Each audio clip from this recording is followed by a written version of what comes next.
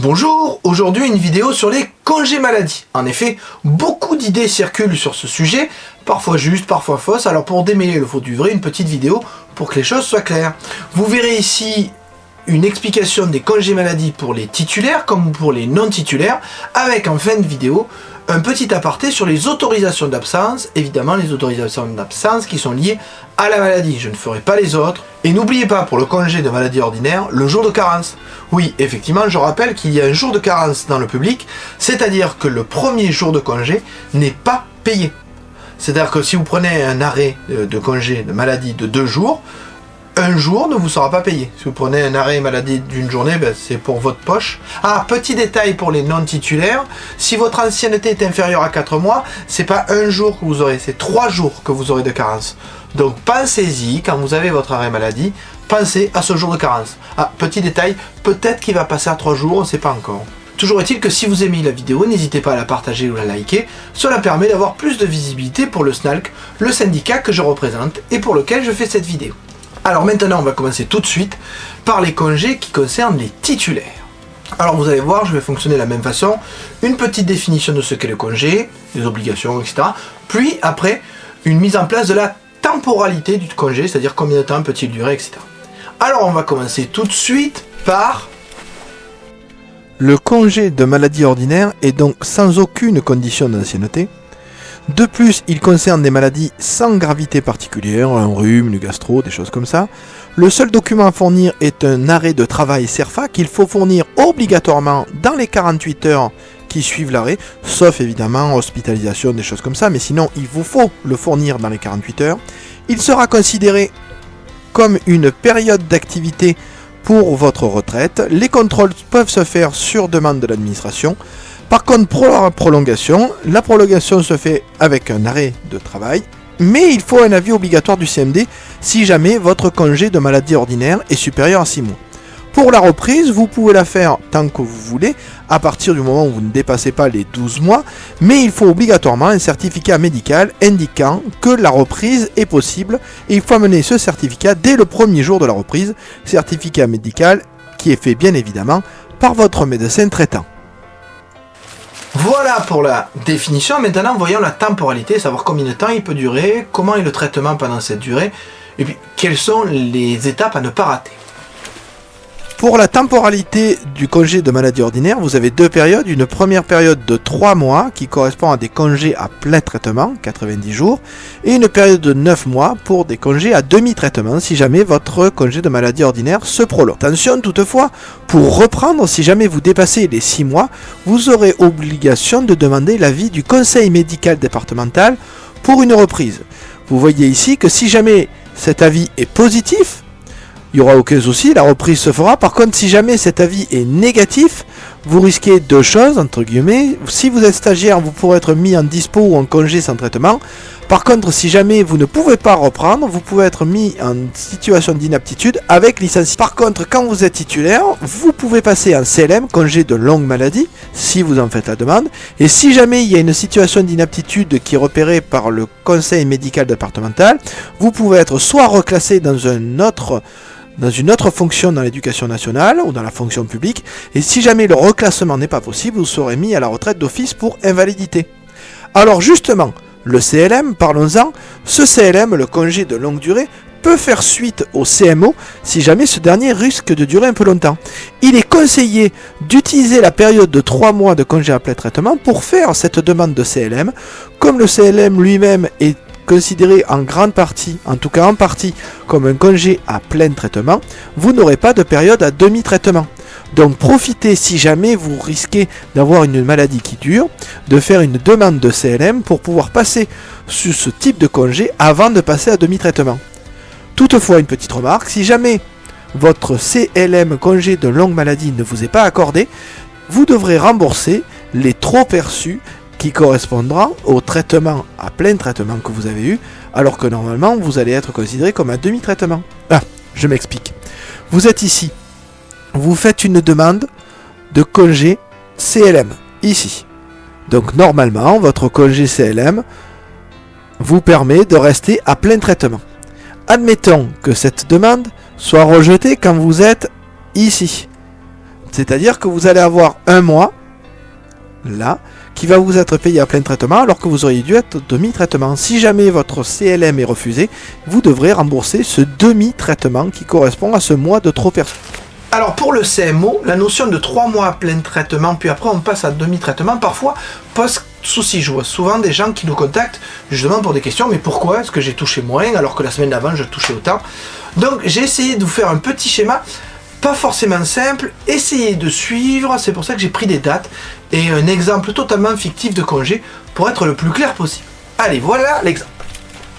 Donc vous le voyez, cet exemple s'étale sur 3 années, 2017, 2018 et 2019, et vous avez en vert sombre les périodes de congés qui seront considérées comme du plein traitement. Donc vous voyez que le fonctionnaire prend une semaine en septembre, une en novembre, 2 jours en décembre, puis 5 jours en décembre, puis 2 semaines en janvier, 1 semaine en février, 3 semaines en avril, et 1 semaine en juin, 2 semaines en septembre, et 1 semaine en octobre, et que le congé de maladie ordinaire qui est en novembre, la première semaine, passe en demi-traitement.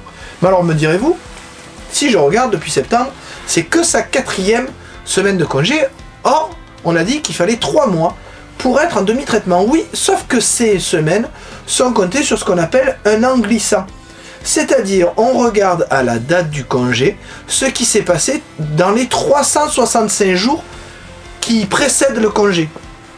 Donc vous rendez compte, et je mets un petit trait rouge en pointillé, que à partir du moment où il y a ce congé en novembre, si vous comptez avant, donc 1, 2, 3, 4, 5, 6, 7, 8, 9, 10, 11, 12 semaines, et donc cette semaine de novembre, ce congé de maladie ordinaire de novembre, est bien au-delà des 12 semaines, et donc il passe en demi-traitement. Même chose si je regarde les 2 semaines de novembre qui sont juste en dessous, donc je remets un autre trait rouge, et cette fois je me rends compte qu'effectivement, si je prends en compte les semaines avant, 1, 2, 3, 4, 5, 6, 7, 8, 9, 10, 11 et 12 avec 2 et 5 jours qui font une semaine de congé.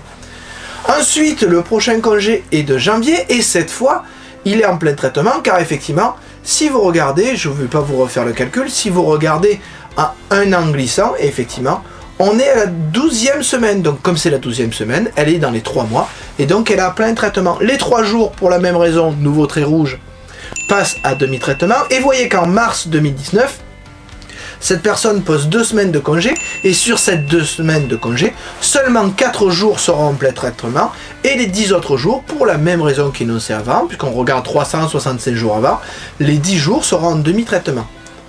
Donc vous voyez, je continue comme ça. Il suffit en fait, à chaque fois, de regarder sur un an glissant. Donc j'espère que les choses sont bien claires pour le congé de maladie ordinaire, le CMO. Donc si jamais cette maladie dure plus longtemps, vous voyez que 12 mois, on peut passer au CLM. Alors qu'est-ce que c'est? Voilà ce que c'est. Le CLM, le congé de longue maladie, est donc le congé qui est mis en place une fois que le CMO est arrivé au terme de ces 12 mois. Donc il n'y a pas de condition d'ancienneté. Par contre, il est réservé pour des maladies invalidantes sur avis du conseil médical départemental, et par contre, on ne l'a pas automatiquement, il faut obligatoirement en faire la demande. Donc vous voyez que c'est une demande écrite, il faut certificat médical, simple et détaillé. Il est considéré quand vous êtes en CLM comme une période d'activité, notamment pour la retraite. Les contrôles se font tous les 3 à 6 mois pour une prolongation, puisqu'effectivement c'est un congé qui est accordé pour une période de 3 à 6 mois. Et enfin, si on veut une prolongation, il faut toujours la demander 2 mois avant l'expiration de la période en cours. Donc n'oubliez pas que pour SLM, il faut l'avis favorable du CMD après expertise médicale, bien entendu. Donc voilà pour le CLM, sa définition. Maintenant, même chose, la temporalité de ce CLM. Alors, pour le CLM, les 12 premiers mois sont considérés comme congés à plein traitement. Par contre, pour les 24 mois suivants, donc vous voyez c'est un congé qui peut durer 3 ans, vous êtes sur un congé à demi-traitement. Vous remarquez que l'octroi du CLM débute au premier jour de la période d'arrêt maladie sans interruption, c'est-à-dire que ça peut être pris en compte dans le CMO. Il est accordé par période de 3 à 6 mois et peut faire l'objet d'un éventuel renouvellement. Vous avez donc ici le document qui vous le montre. Donc ce renouvellement, c'est une demande de prolongation à faire au minimum 2 mois avant l'expiration de la période en cours. Et ce CLM est accordé par le comité médical départemental, tout pour une période de 3 à 6 mois. Pour une période de réintégration, c'est ce que l'on voit à la fin du graphique, on vous demande de déposer 3 mois avant la fin de la dernière période de CLM une demande de réintégration. Vous aurez donc là un avis obligatoire du CMD pour reprise. S'il est positif, vous avez une reprise. Et si jamais il est négatif, si vous êtes stagiaire, vous êtes en dispo ou en traitement, ou si jamais vous êtes inapte, un licenciement. Si vous êtes titulaire, vous pouvez passer en congé longue durée, ou alors si jamais vous êtes reconnu comme inapte, vous pouvez avoir un reclassement, ou alors sans reclassement avec retraite pour invalidité d'office si vous ne pouvez pas intégrer de fonction dans l'éducation nationale. Il reste donc à voir le congé longue durée, qui est le congé le plus long que peut avoir un titulaire pour maladie.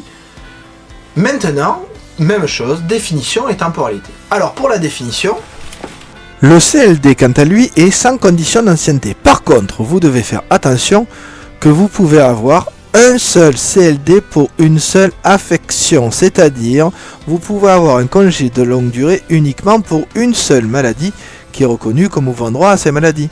Il y a une liste qui existe. Donc attention, si vous avez une autre maladie, vous pourrez avoir un autre CLD. Mais au maximum, vous pourrez avoir 5 CLD sur l'ensemble de votre carrière. Alors, quel type de maladie cela concerne-t-il ? Ce congé concerne les maladies invalidantes sur avis du conseil médical départemental. Les documents à fournir sont fournis par voie hiérarchique, le CLD ne pouvant être obtenu qu'après 1 an de CLM. Si jamais celui-là peut être poursuivi, on demande l'avis à la personne qui est en congé maladie.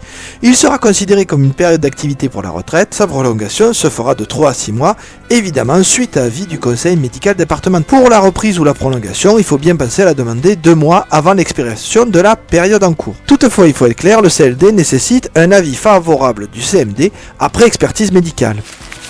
Voilà qui est plus clair sur la définition, et voyons maintenant la temporalité, c'est-à-dire combien de temps peut durer. Alors attention, pour le CLD, il y a une petite astuce, c'est que le congé longue maladie, le CLM, va être intégré dedans.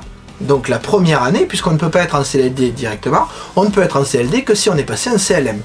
Donc n'oubliez pas que la première année du CLD sera en fait l'année de CLM. Maintenant, les choses vont se voir dans le graphique juste après, je vous montre cette temporalité. Donc pour la temporalité du congé longue durée, vous voyez qu'il y a 36 mois qui sont des congés à plein traitement, mais attention, sur les 36 mois, la première année est un CLM en fait. Et après, vous passez en CLD, avec des périodes de 3 à 6 mois pour la reconduction accordée sur avis du conseil médical départemental, avec une demande de prolongation au minimum 2 mois avant l'expiration de la période en cours. Ce congé, ce CLD à plein traitement de 36 mois peut être poursuivi par 24 mois de congé à demi-traitement, toujours avec une demande de réintégration à déposer 3 mois avant la fin de la dernière période de CLD.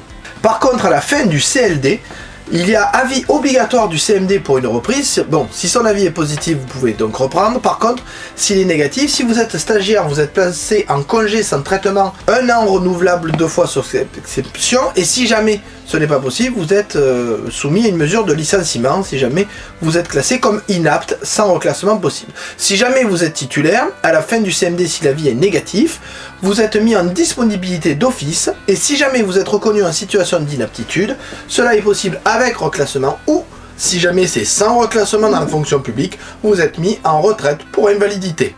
Je tiens à vous faire remarquer que le CLD fera forcément suite à un CLM et que l'agent sera invité par les affaires médicales à choisir s'il veut CLM ou CLD.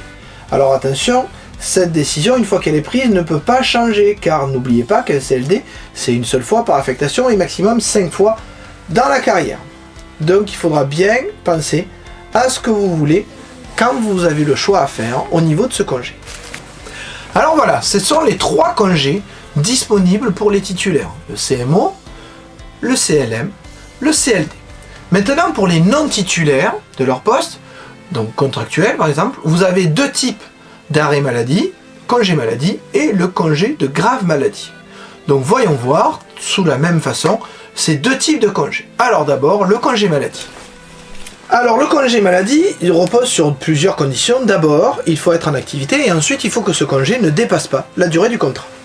C'est pour des maladies sans gravité particulière, il faut fournir un arrêt de travail CERFA et il est considéré comme une période d'activité. Le contrôle se fait sur demande de l'administration et la prolongation la même chose. Quant aux durées, je vous montre tout de suite la temporalité. Vous voyez qu'elles sont très différentes pour les titulaires. Si vous avez moins de 4 mois de service, vous aurez droit à 1 mois en plein traitement et 1 mois en demi-traitement avant l'arrêt de votre contrat notamment. Si jamais, si vous avez au moins 2 ans de service, vous aurez droit à 2 mois et 2 mois. Si vous avez au moins 3 ans de service, vous aurez 3 mois et 3 mois.